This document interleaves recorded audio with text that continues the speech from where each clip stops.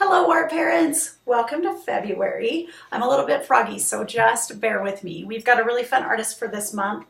Her name is Yayoi Kusama. And Yayoi Kusama was born in Matsumoto, Japan in 1929. She is contemporary. She is still producing work today. As a matter of fact, when I looked her up, I found a big Armani ad for her. So she's kind of a fun artist because she works in a really broad range of media. She sculpts, she paints, she does art installations. Actually, most of her work now is shown in these controlled installations that she makes herself. And she also designs clothing. So she was designing clothing for Armani. She herself, kind of like Andy Warhol, is a big part of her art. Her branding and her being a part of the art itself is a big part of her art, which is kind of fun. She kind of seems, it's interesting because she looks like a really big personality, but there are actually a lot of documentaries about her and a lot of publicity stuff, and she's really, really quiet. So it's kind of an interesting dichotomy. She has this big personality through her art and like photographically, but when you actually hear her speak, she's super quiet, although she is super open. And her art kind of came to its apex in the 60s. So there is definitely that, I mean, look her up for sure, but you're going to find a wide variety of stuff there.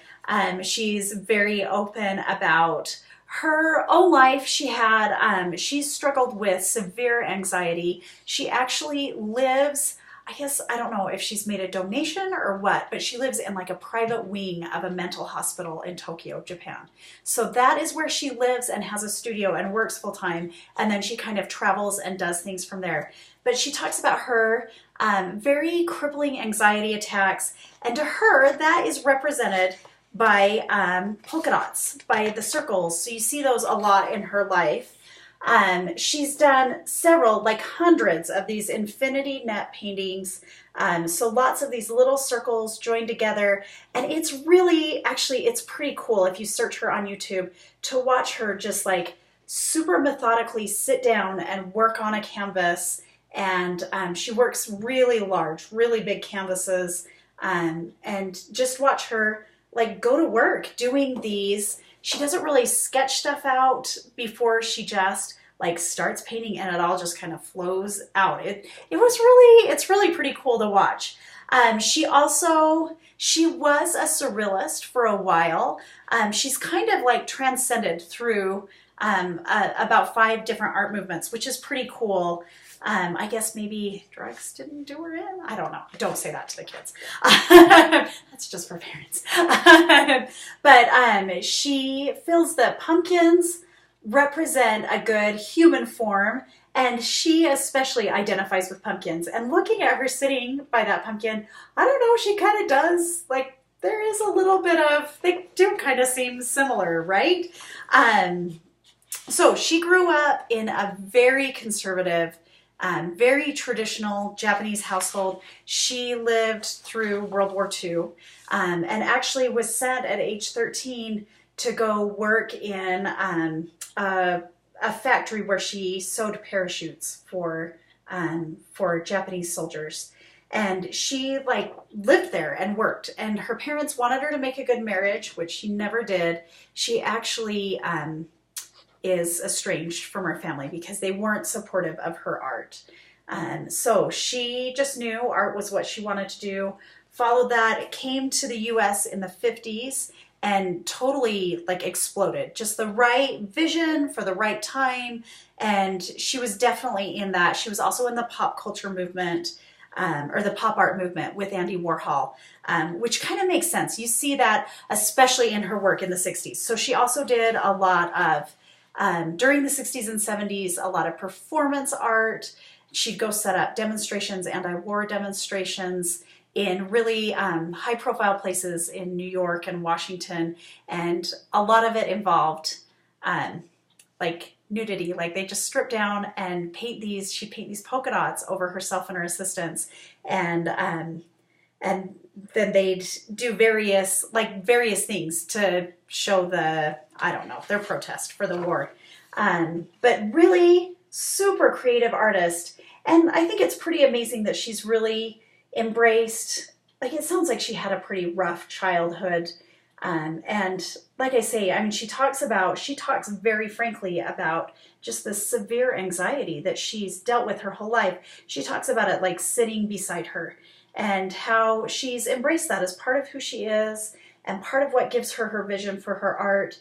And so she lives with it and works with it. And I think that's kind of awesome, especially in a time when a lot of people are trying to figure out and come to terms with mental illnesses and destigmatize that. I mean, she's a good example that way. So you can see all of her work has a very graphic feel to it. Lots of patterns, interesting, intricate designs. Like I say, there's definitely a lot of symbolism in there for her.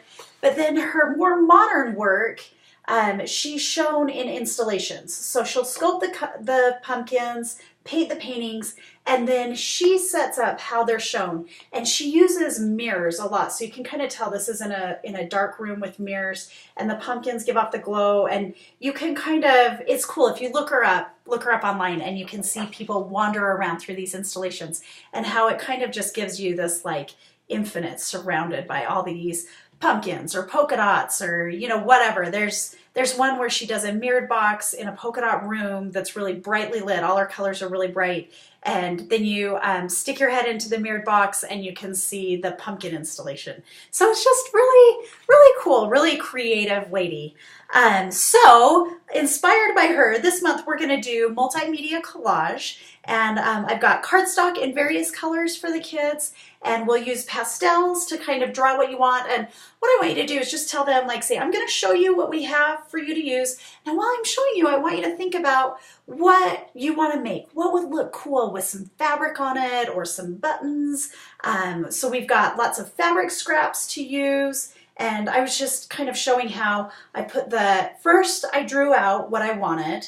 And then I used the pastels to kind of color in and start making my design. I put in some washi tape. We've got a whole bunch of this little washi tape. And then I cut out some fabric to give like kind of a different dimension. And you can see, you just kind of have to like figure it out. That's really kind of hard to do mirrored. But you put down the fabric, and then look, I've kind of drawn over the top of it again. I've added some different things. I didn't want to use a lot of the supplies for the example just because we want to leave it for the kids. For the fabric and the scrapbooking paper, help yourself. Use whatever. We've got lots of fun punches so they can punch out some designs. We had these donated last year, and I just grabbed up a whole bunch of them and thought we'll see what we can do with them. And then we also have, I bought some boxes of buttons, which I forgot to grab, and like little flowers, and the kids can just kind of go crazy with it, kind of have fun. With the buttons and embellishments, I'm going to say like 3 or 4 a piece. Just because 500 students, we've got about 520 students, and that adds up super quick, right? So we just, you know, I kind of say to the kids, like, we have a little bit to share with our other friends at school. Not a big deal. I mean, you'll see kids take more. I don't make a big deal out of it. Of course, don't like make them pull anything off their papers. You'll see a few kids take stuff home in pockets, and that's all right too. I mean, I feel like art isn't something that we should get too stressed out about, right? We'll just make it work. And then I also have a few of these really fun, I picked up some of these stamps too that say a bunch of different stuff. You can add dates and stuff. So there'll be some stamps and stamp pads, and they can stamp in, you know, whatever. I don't know. Go crazy with it. Have fun. I was just thinking, inspired by Kusama, lots of patterns and fun designs and make it interesting, but whatever works and makes it fun for the kids. This is just an easy, low-key, fun project. So hopefully they have a great time with it. If you notice anything's running low, I love it. I really appreciate it when you just send me a text and say, hey, I noticed we're almost out of buttons on the art card. And then I can come bring some in. You guys did great with the clay. That was a crazy month to keep together, but we got it and it was good. And it seemed like I got some pictures from a few of you, which was awesome. Fun to see the things they made. It seemed like it was a really good activity for them. If you have any questions or need anything, please don't hesitate to reach out. I'm here for you guys. Thanks so much.